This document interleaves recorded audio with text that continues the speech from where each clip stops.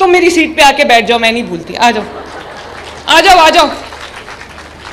इस बच्ची को यहाँ मेरी सीट पे लाके बैठा दें ताकि ये मेरे सामने बैठी रहे, मैं ना भूलूं।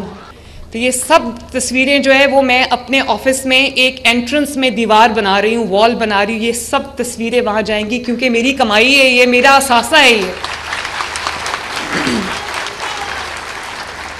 ये किसने, ये कौन बच्ची है पिलर के पीछे जिसने मेरी तस्वीर उठाई हुई है? हाउ स्वीट दो, हाउ स्वीट। अब अगर मैं यहाँ ना आती तो मुझे कैसे पता चलता कि यहाँ ये वाली बच्चियाँ भी हैं। How nice. आ जाओ आ जाओ आ जाओ। हाँ जी, आ जाओ।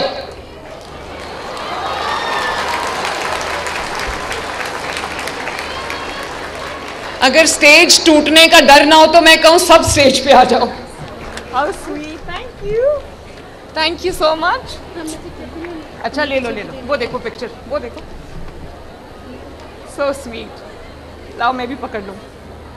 आओ बच्चों की तरफ मुंह करो, इधर आ जाओ। अच्छा अच्छी सी तस्वीर बनाना। थैंक यू बेटा, थैंक यू। और बच्चों अभी बात कर ले फिर आ जाना, ठीक है?